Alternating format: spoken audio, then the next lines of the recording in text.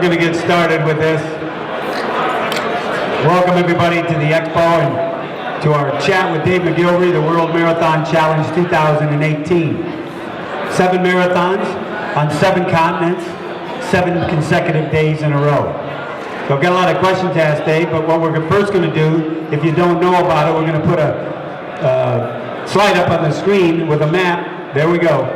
And as a matter of fact, we'll have Dave take us through the route, the days, and then I've got a few questions for him. So let's get started with it. So Dave McGillivray, the Boston Marathon race director extraordinaire.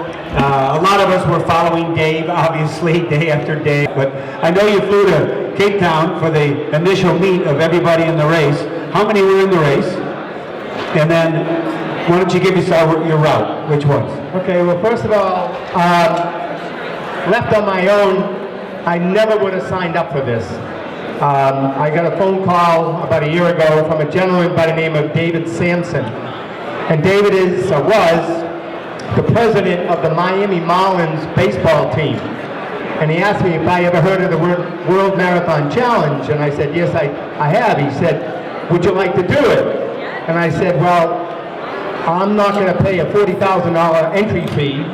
My wife will divorce me if I ever did something like that. So he said, well, you don't need to pay it. He said, I'm putting a group together, and I'd like you to be part of that group. So he actually assembled 17 people and paid all their expenses. So he had to put in somewhere in the vicinity of $800,000 to cover the cost of this group of people who are family and friends of his to be part of this overall group of 50 people doing the World Marathon Challenge in 2018. This was the 4th year of the event. First year, they had about 12 people. The second year, about 15. Last year, about 39, including Michael Wardian, who set the record. On average, he ran 2 hours, 45 minutes for each of those 7 marathons. And then world-class runner Ryan Hall, who's the fastest American marathoner of all times, 2:04, ran in Boston. And Ryan signed up for the event too. So like you following this year, I followed last year, got intrigued, thought about it a little bit and said, why not? If once in a lifetime opportunity, it's probably not going to happen again for me, so I said, okay, I would do it. So you all got to Cape Town, you all got together, you met everybody, people you knew, people who you didn't know, but then you flew to your first marathon.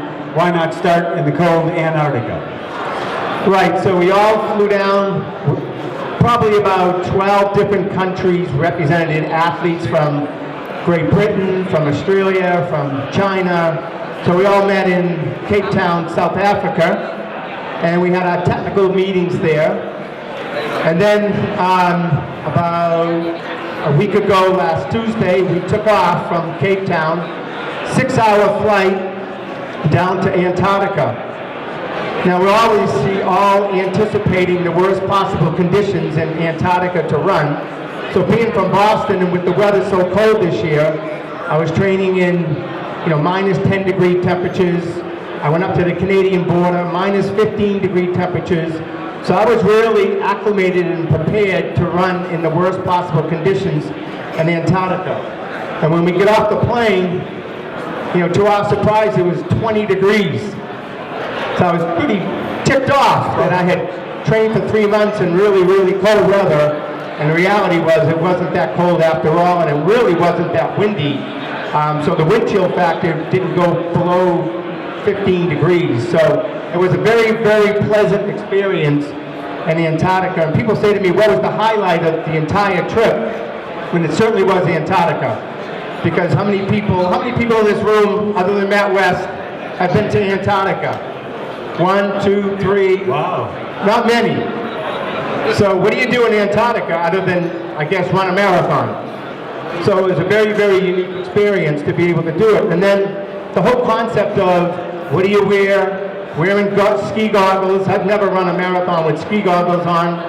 Do I put yak tracks on or spikes on my shoes? Do I wear trail shoes? Do I not? So all these things are going through your mind as to your gear and your clothing and all of that. But Long story short, the conditions were really good, and the footing wasn't too bad after all. It was just really hard-packed snow and ice that we ran on, but we got through it, and I ran about a 450 in Antarctica. So did you have to carry around all your equipment, all your shoes, bring everything? Did they give you clamp-ons? I mean, the logistics of all the stuff, the clothes. You know, the running of all the races was actually the easy part. It was really the fear of the unknown, not really knowing from day to day what you were going to be up against, when the race was going to start, when you're going to get your next meal, what you were going to be served, what are you going to eat, how are you going to recover at 35,000 feet in an airplane? You lived on an airplane for 7 days. So all of these factors you can't simulate at home. You just have to experience when you get there and be flexible and deal with them as best you can. In terms of your gear, yeah, I mean, I packed like I was going away for 3 months because I wanted to make sure that I wasn't missing something that I needed that I left home. So I took it with me. But because I took it with me, I had to take it with me all around the world. We flew over 30,000 miles in 7 days, and we had to take care of our own gear, our own luggage the entire time. So you got done with Antarctica, you get back to Cape Town, and you're running a marathon in Cape Town. First off, did the courses have spectators on it? Was there anybody there watching you? Because it's during the week. Was there anything like that? Well, not too many spectators in Antarctica, but in Cape Town, there was a lot of people on the pathways and the sidewalks where we were running, but they had no clue what we were doing, who we were. I mean, this was the best well-kept secret. It wasn't any real publicity whatsoever. We were just out there amongst the masses and trying to navigate our way through the crowds and through construction or whatever might face us. Every course was a lap course. So you either did it 5 times, 6 times, 8 times, and in some cases 10 times. So you had a sort of a home base. You ran out a few miles, turned around, came back, and then kept on doing that throughout the entire race. And so we kept seeing each other back and forth, high-fiving. We were our own spectators. We were the ones cheering each other on the entire way. So Cape Town, in essence, we went from the freezer to the furnace because, you know, it was around, again, wind chilled in Antarctica about 15, and then when we got back to Cape Town, it was about 79 degrees. So we had to quickly acclimate to hotter weather. When we arrived, unfortunately, nothing was set up. We were supposed to start the race at 11 o'clock in the morning, and it didn't start till about 1 in the afternoon. So we just had to sit there on the curb and wait. Now, a lot of you people run marathons. I mean, it's all about precision. It's all about being ready when the gun is ready to fire.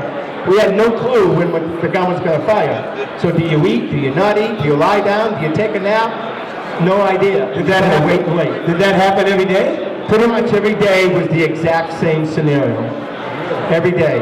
Well, it's tough to take 50 people all over the world and start races right on time. I mean, as an event director, that bothered me more than anything else, than even as the athlete, because I'm saying, geez, you know, in Boston, I get upset if I'm a second or two after we're supposed to start the race, and here we're 2 hours later than when the race was supposed to start. So how long after you ran the marathon at most of the places did you pack up, get on the plane, and fly out? So our routine was, wherever we were, we get our gear, we get on a bus, put our gear ourselves on the bus. The bus takes us to the airport. We get off the bus, we get our own gear. We go through customs like everyone else, wait in line for an hour until we're through customs. Give them our gear, go get on the plane, fly to the next continent, 10, 11, 12-hour flights, get off the plane, and then get our gear again, all our bags, go through customs again, put it on a bus, get off drive to a hotel or wherever, get off the bus, get our gear, check into the hotel with our gear, change, go downstairs, get on a bus, go to the venue, run the marathon, get back on the bus, go back to the hotel, change, take all our gear, go back on the bus, and go back to the airport. So each race was the same, and again, it was the whole aspect that how am I going to get through this if I don't even know when the next race is going to be? So we flew after Cape Town. We took a 12-hour flight to Perth, Australia.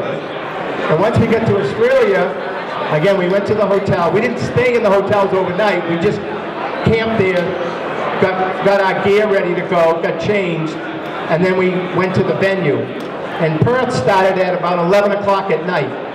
And it too was... Wait, the race started at 11 at night? 11 at night.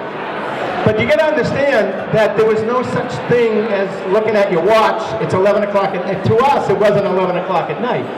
It was just 168 hours we had to run in 7 continents in 7 days. So you just have to look at the 168 and chop that up. Because when we landed, you know, our watch could have said it's Cape Town time, which could have been 7 hours earlier. So it didn't matter what time we were running because our body clock was somewhere else. So we got to Perth and we ran till about 3:30 in the morning. And then once we finished, they had a couple of granola bars for us. And then we walked across the street to our hotel to try to find something to eat. No place was open, so you didn't eat. So there's no food. I couldn't sleep. I went to my room, got my gear, packed it up, took a quick shower, back down to the lobby, got back on the bus, and went back to the airport. So after Perth, you ended up going where? Spain? Dubai. Dubai, okay. That was an extraordinary experience because we did land. And this is a chartered plane. You're on the same plane. Yeah, there's 50 of us and one medical doctor on this plane. And the seats did recline all the way down, but I could never get comfortable no matter what I did. So I never slept. I got an average of 2-3 hours sleep every flight. So the whole trip, I might have slept 20 hours in 7 days, which I thought in the final analysis was going to be the thing that was going to get me, that I wasn't going to survive this because I couldn't get any sleep.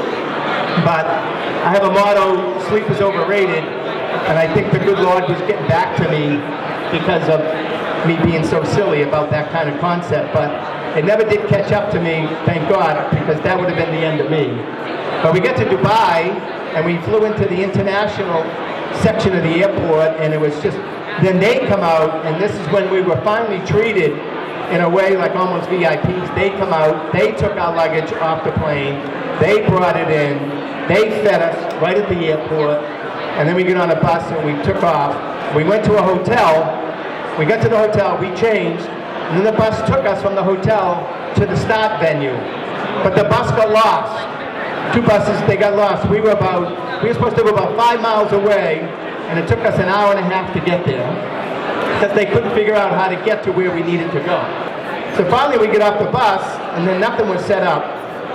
So we had to wait till them to set everything up, and then finally we started around 9 o'clock at night in Dubai.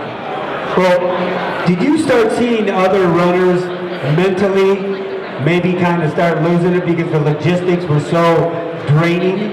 I mean, the attitude alone could go down the tubes. Well, I don't know about them, but for me, emotionally, I was a wreck because I'm very, very meticulous and organized and want something to happen at a certain time, and I expect it to happen at that time.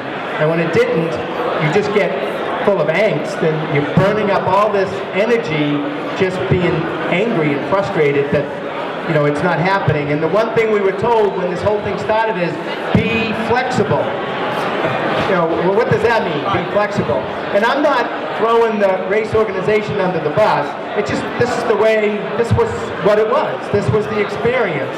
It's not easy to get 50 people together and fly them all over the world and nail every single time to the second. It's not meant to be, you know. So he was right in preparing us to be flexible, but it's tough to be. If it was a 5K on 7 continents in 7 days, I can be a little bit more flexible, but a marathon is a whole different ballgame. So we did Dubai again, all in the dock, on like a boardwalk along the ocean, and we finished that up, got back on the bus, went to the hotel, changed, got back on the bus, and went back to the airport.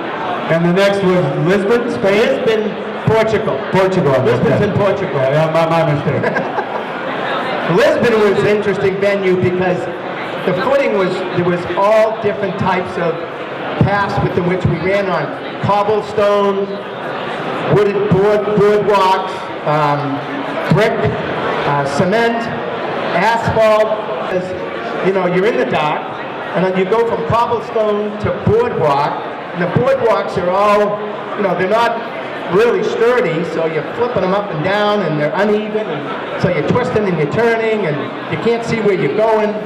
So that was an experience, just trying to navigate that course 6 times out and back, and then it started raining on us too, so that made it a little bit more uncomfortable. But again, you know, we were able to sort of get through that one and finished at about 1 o'clock in the morning. Again, no food to eat, so we had to wait till earlier in the morning before we could get our first meal, and that would be breakfast, and then back to the plane. So many of us know what the feeling is like to finish a marathon, the accomplishment. You come across the line, life is good. Oh my gosh, I did it. You finished 7 of them, and we can talk about each one, but did at any time when you finished, was it like, oh my God, I finished, this is great, or it's like, oh my God? No, I never ran. I ran for tomorrow. I didn't run for today. In other words, when you run a marathon, just one, you know, you take off, you run a certain pace, you get to the halfway, you assess how you feel, you either slow down or you pick it up, and then in the last 5 miles, if you have anything, you just lay it all out and try to cross that finish line totally expended. You could not do that here. You just could not do it. You had to always remember you have to keep something in the tank because you gotta do another one, and then another one, and then another one. So really what it was all about for me was recovery. It's like, how am I going to recover on an airplane? What can I do? But we only had this little space, one seat to sit in, and you had to get your stick, or you had compression boots, or you had to just self-massage. There's no massage therapists. You're on your own. So you had to decide for yourself how best you could recover. It was funny, you look down the plane, you got all these legs hanging in the air, people are trying to stretch, and people all over the corridors of the plane and everything else. Everyone was doing their own thing, trying to recover from that day's marathon and get ready for the next one. And when we finished these, there was no one there. It wasn't like you had a crowd of thousands of people cheering you on. You crossed the finish line, there might have been, I always kiddingly say, there's 2 people, 6 pigeons, and 3 squirrels. And that's it. That's all that was at 3 o'clock in the morning in Perth. You didn't have a lot of people out there cheering you on and waiting for you. Just the team of people who you were with. So after Lisbon, you came home. No, after Lisbon, no, we went to Cartagena, Colombia. Okay. The night of the Super Bowl. And obviously being from Boston, I was anxious to see how the Patriots were faring. Didn't turn out too well. But Cartagena was the most interesting of all of them because it was in the old city of Cartagena in a walled area.